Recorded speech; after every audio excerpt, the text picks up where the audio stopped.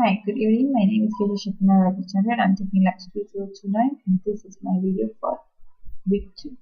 So I have a case study with me here today and my case study is as follows. Boboy is a dog who has taken grapes and raisins and he now shows signs of kidney failure. So what I'll be discussing today is how did Boboy develop kidney failure and what caused kidney failure in Boboy. So the main reason that Boboy showed signs of kidney failure because grapes and raisins are proven to be toxic to dogs. So what are the symptoms of grape and raisin toxicity? The most common early symptoms of grape and raisin toxicity is vomiting, and this can usually be seen within the first couple of hours after ingestion. Next, the dog may develop diarrhea, excessive thirst, excessive urination, and lethargy. Acute kidney failure from a toxic dose of grapes or raisins will usually develop within 1 to 3 days. Symptoms of kidney failure include vomiting, diarrhea, dehydration, abdominal pain, and tremors. If the toxicity progresses, the kidney will eventually shut down and the dog will not be able to produce any more urine. This will cause the dog to develop foul breath. This would mean that the breath of the dog will have the odor of urine. And also in some cases, the dog may develop ulcer in the region of the gum at the location where the salivary ducts drain. As kidney failure progresses, the dog's blood pressure will elevate dramatically and the dog will usually lapse into a coma. So, how is raisin and grape toxicity diagnosed?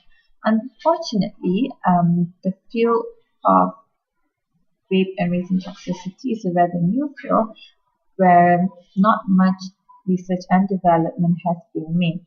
Thus, it is fairly difficult to diagnose raisin and grape toxicity as it is usually mistaken as kidney failure. The only way that vets can diagnose a dog as to have kidney as to have raisin or grape toxicity is if the vet knows the history of the dog, or if the owner of the dog lets the vet know that the dog has consumed grapes or raisins.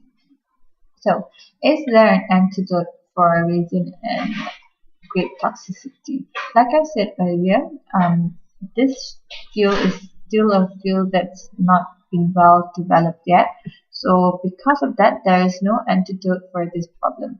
The only way that grape or raisin toxicity can be treated is if the dog is administered with activated charcoal. Activated charcoal then undergoes a process known as adsorption. Adsorption is a process where a solid binds to liquid or gases. So in this case, the activated charcoal, which acts as the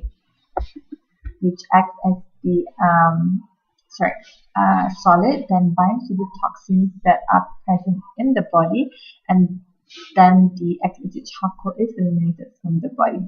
So when the activated charcoal is eliminated, so the toxins are also eliminated as well.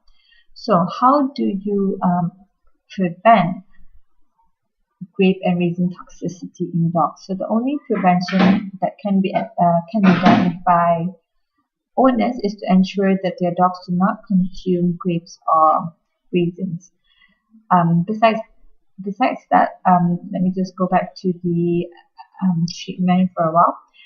Activated charcoal must be administered at the early stage because the charcoal needs to bind to the toxins in the body before the toxins are absorbed into the body. So that is the reason why activated charcoal must be administered at the very early stages. Because if you wait until maybe 1 to 2 days after the raisins has been ingested, the toxins will then would have already been absorbed by the body, and the activated charcoal will then be of no use. So with that, thank you.